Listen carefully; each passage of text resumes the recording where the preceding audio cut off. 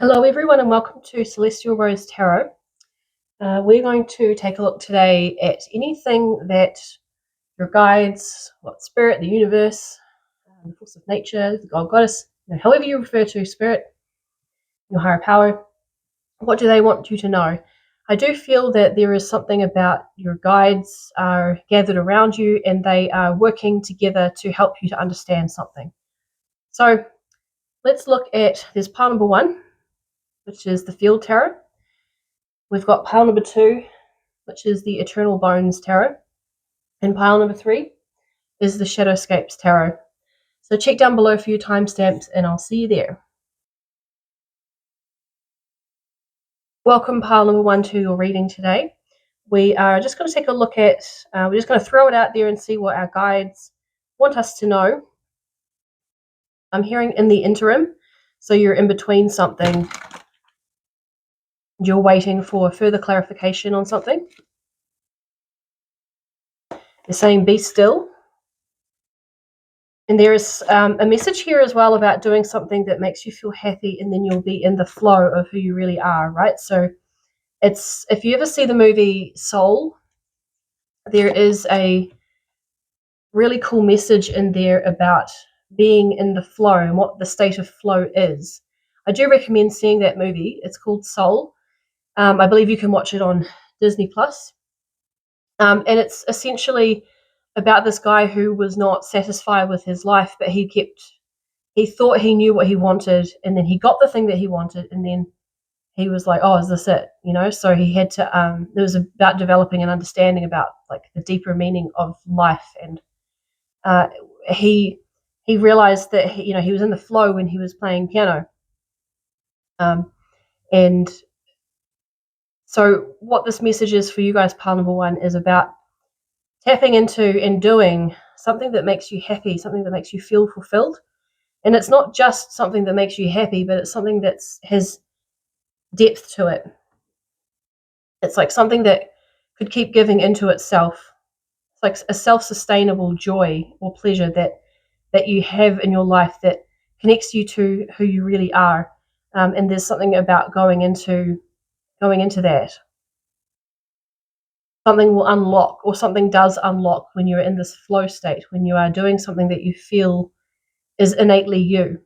And for musicians, it's a great example of, playing your favorite song, or just playing or singing something that feels really good for you. Sometimes you can experience this, you can have this flow state in so many different ways. But you can also have it when you see something really beautiful in nature and you're in that flow state and you're just like, wow, that is so beautiful. That sunset or that sunrise, or if you see a tree that feels particularly magical, like those sorts of things can bring you into that flow state. Just being present. And the word joy keeps coming up. So this is actually how you're going to get out of a painful situation, or this is something that you turn to when you are struggling. I'm hearing tattoo artist. So there could even be something a little unconventional about what it is that you do or like to do that gets you in this flow state. But you're basically getting confirmation from your guides that go for it. This thing, if it's something that maybe is frowned upon by, more traditional people in your life, or people that don't, maybe there's something about you that other people don't realize is actually you, and you haven't expressed this out to the world yet. But there's some sort of hesitation about this, or whatever this activity or state or thing is, whatever the 9 of Cups is that gets you in that state of flow. There's something that is behind closed doors that you've kept it to yourself. And I'm hearing as well that that's actually okay too. If you don't want to make this a publicly known activity, that's actually okay as well. But it is something that helps you when it's like it helps you move through difficult situations. And there's something about making peace with difficult situations as well. I also get, for some of you, there could be this deciding, You're deciding something. You're deciding, do you want this or that? Almost like if you are someone who tends to people please, or you do things for public recognition or external validation, there's something about just sort of looking into that and honoring what you truly want rather than what will make other people happy.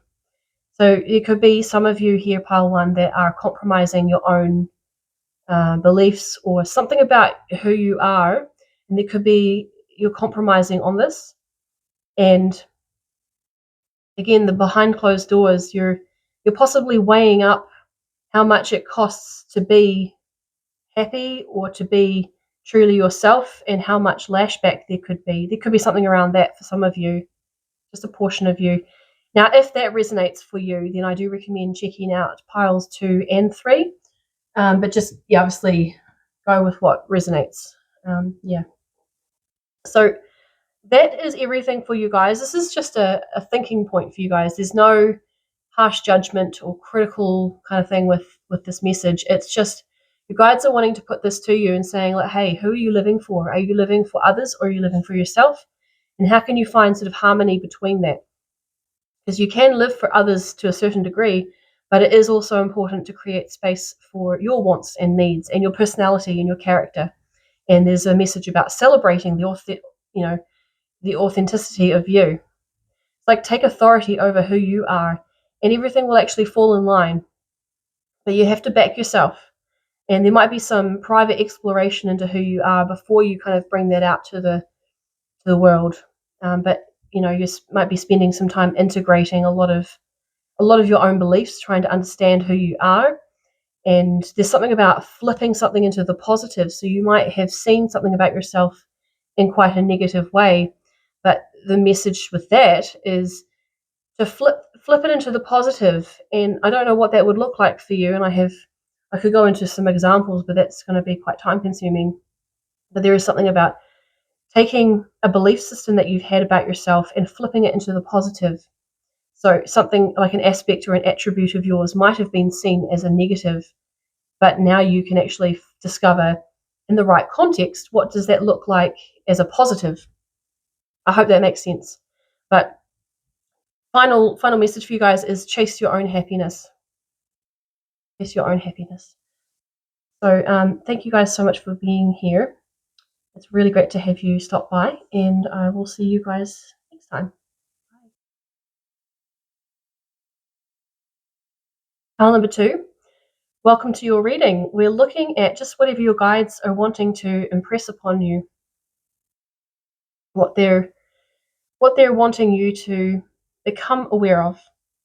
And already there is, so you've chosen the Eternal Bones Tarot. I'll show you the cover of this one actually, because there's reasons. So this is the cover of the box that comes with these cards. And so I feel like you guys are driven to do things in a different way to others. You might go against the grain quite a bit. You might be someone who turns heads because of your dress code. As in, I do think that some of you might have a bit of an edgier style of dress, a bit of a darker aesthetic, or just something that's a bit unusual. And I'm hearing to lean into that, to really just own it. And I feel like a lot of you already do own it. So well done. That's really, really cool. So we're going to just do this a different way to what I normally do.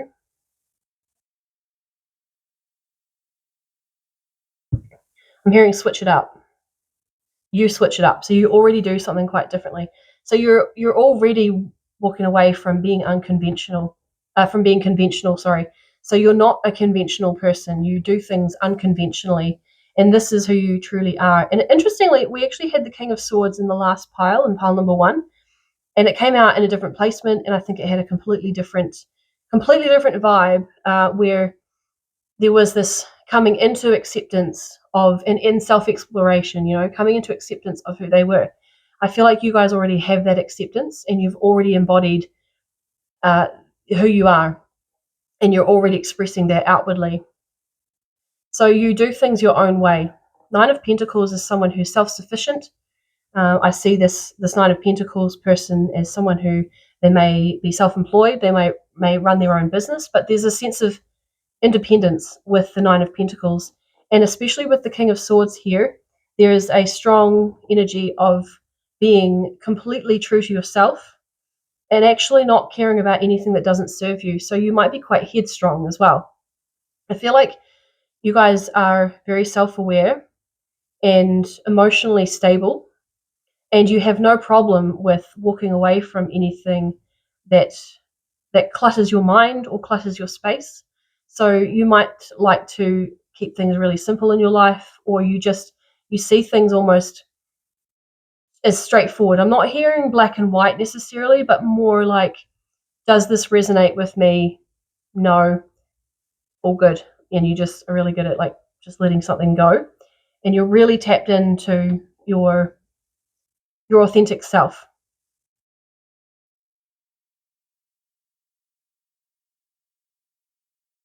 For you guys, pile number 2, there could be, I'm hearing you're walking into an opportunity for something because you are so authentically self-expressed, that allows the universe to bring to you authentically aligned opportunities, because there's a very clear definition of your frequency. So that tells the universe, okay, I know what to give that person because everything is in alignment. So that's really, really cool. And that's an important point to make about, when we're talking about manifesting the life that we want, or creating our day-to-day life that makes us happy and helps us to feel fulfilled, is the universe brings us whatever frequency we are in. And that's a very simplified statement, but in terms of this context, when you are, like, maybe you want a particular job opportunity, as an example, when you are in alignment with that job opportunity, then the universe can actually bring that in for you. So it's about being authentically in alignment with whatever opportunities that you want. And I feel like you guys actually are really good at, you're a self-starter, and you're really good at creating alignment. The word alignment is very strong for you guys. And I also feel with this pile here that stayed face down, you guys, pile 2, are also, it's like you embrace the mystery. It's mystery of yourself. Like there's something about mystery that you definitely embrace that. You could be a little bit of a wild card to other people, or even you accept your wild card energy, if that makes sense. So there could be things about yourself that you're still yet to discover, and you're open to that when the time is right. But I feel like you're not really stressed. You guys definitely embrace mystery, and it's like there's this trust in the universe. You trust yourself. It comes back to you. You trust yourself. That's awesome. So your spirit guides, really, I don't think they have any advice per se. They're just kind of like clapping you on. They're cheering you on and just saying, yep, you got it, keep going. And there's even a message about, like, you don't really need these readings. You kind of just do them for fun because you trust yourself so much that you already have your own guidance locked and loaded, is what I'm hearing. So really this is just confirmation that you're on the right path, and there's a sense of leadership that is coming from this now, because you are in alignment with yourself, and you've almost put the universe to the test now, and you trust the universe, and you're working in harmony with the universe, with creating and reaching your goals. It's now time for you, like, you're now able, if you want to be some kind of leader in that. And that might not be being a specifically, what's the word, conventional leader, but there is some type of sort of showing people the way with this, but it's because of who you are and how you're showing up and what you're embodying, rather than you specifically doing something in a structured way. It's just like, keep doing you, keep being you, and that will kind of filter out like a ripple effect to others. So yeah, just cool confirmation for you guys. The Nine of Pentacles, I keep hearing you've got this. Like whatever venture you're wanting to take on or do, if it's there and you're feeling inspired by it, or if there's a sense of I want this for my life, then you've got this. Go for it.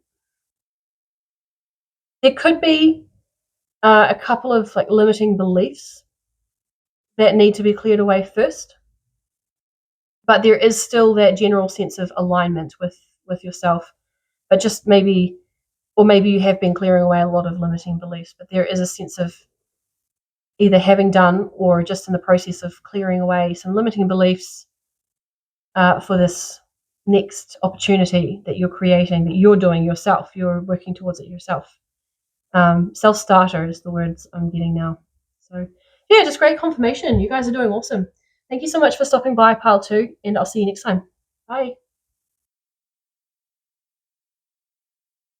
Pile number 3, welcome to your reading. So we've got the Shadowscapes Tarot for you guys, and we're looking at just sort of whatever general messages that your guides have for you, whatever they want you to know. You guys are listening intently. It's really beautiful. I feel like you guys really do you make the effort to listen to your guides, and they are just honoring that. They're really grateful. I feel like for some of them it's like I'm hearing them say, oh, you make our job so much easier because you listen to them, you take the time to listen. And I feel like you also respond accordingly. You respond really well to their messages. So you're very receptive to spirit, pile number 3. And your guides are just sort of thanking you for being receptive to that. And as a result as well, there's a harmony with your guides, but there's this harmony with your own personal judgment, your own personal wisdom. So that's really cool. There's a heart-centered kind of energy to this. Like you walk in your heart, and like it sounds weird. You walk in your heart center. So you're walking. You're in connection with what you want, and there's this peace about it and joy. It's a really nice, calm, like restful, self-assured energy. It's really cool. So I feel like having that connection with your guides, and that you actively work at, you actively prioritize this connection. So they're really just putting that to you to say, look, thank you so much. The general messages from your guides. Okay, so if you guys have been through a big transformation, so we've got the death card here, that's got a phoenix on it. You're about to take flight with something. You're working on something in the background. It's almost like this phoenix is like laying an egg. So the egg is just incubating at this time, and it's almost about to be presented, or almost about to be. I'm getting actually a picture of a debutante ball. So it's like you're about to be made known publicly, or you're about to be made known to the world in some way. And you've just been doing all the preparation to get yourself ready for that opportunity. There's a state of being that you're needing to be in order to be able to successfully handle this new state of alignment. But yeah, so something's been happening in the background, and you have been doing a lot of prep work. And I feel like you've been doing this prep work for a long time, possibly your entire life. And you may not be aware of how all these things have actually been playing in. I think you're somewhat aware, but there are definitely other things that have been playing in the background. I feel like we need to get an angel card. Okay, got 2. All right. Compassion and grace. So you have handled this transformation or transformative period with grace and compassion. 8 of Swords. I'm going to pull this one as well. So even when you felt stuck, you always trusted your intuition, and you've been very, very self-reflective. I feel like you've been very good at looking at all sides of the coin in order to get yourself unstuck. And there is a message as well about showing grace and compassion to yourself. Grace to yourself, but compassion to others. Okay, so I'm hearing sticky situations. So you could have been in some really challenging situations where you've had to be really on your game, or like really strong at communicating, or just even just focusing on your path and what you need to do. And there's a little hummingbird in this picture. And that makes me think your spirit guides have seen everything. They've been unable to step in at certain times because you've needed to find your way out of these things, because it's actually making me think of when a baby bird is born, if you can call it, then they start, the egg is hatching. And I think it's the same with turtles. They have to find their own, like turtles have to find their own way to the ocean. And a baby bird, when it's hatching, it has to break out of its shell by itself. And that brings me back to the phoenix here. And I know phoenix birds, they don't come from eggs or anything, but as far as I know. But anyway, there's this message of you getting yourself out of a difficult situation by trusting yourself, and there's been a massive strengthening or a bonding with yourself that has happened. And when we go through these challenging situations and we're not actually rescued from them, we have to be creative in our solution and find ways out of it ourselves. That's when these words come up, grace and compassion. And it's like when difficult times hit us, they are a perfect opportunity to really learn about ourselves and to really discover who we are wanting to be. It's a bit like when you're at the airport, if you have lost luggage. Look at how many people get really messed up and they just lose it, and they really become very unpleasant people. And I understand that it is very, very stressful when you lose your luggage, but or when the airport lose your luggage. But there is a choice in those moments to decide, who are you going to be in this challenging time? Am I going to be a dickhead? Or am I going to hold space for my stress? And am I going to have grace and compassion for the people involved? Understanding that there's more moving parts than we can necessarily know. So you've trusted yourself every step of the way. I feel like you guys have a very strong connection to the spiritual world. And there could be something as well about walking in the grey. There's walking in the light, there's walking in the darkness, but there's walking in the grey.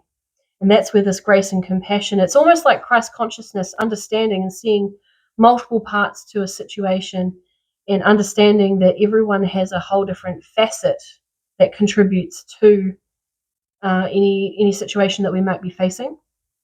And for you guys, I want you guys to focus on the solar plexus chakra, third eye, and then the harmonization of that. So when you are able to, so that there's a piece of advice for you guys, and it's more just highlighting how to kind of lock into yourself. And this is focusing on your self-esteem, your confidence, and grounding that. And then also clearing your third eye chakra and maybe your crown as well. But I think your solar plexus and your third eye are your strongest chakras, the strongest energy. And I actually heard someone say before I even finished that sentence, like, no, it's not. No, it's not. Like, that's because you still have to show yourself some more grace. So you are actually that solar plexus.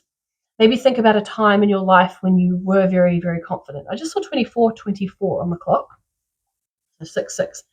So think back to a time where you were really confident and when you were at ease with life, and just connect with that part of you and ask that part of you, hey, what do I need to know right now? And, can you please harmonize my energy?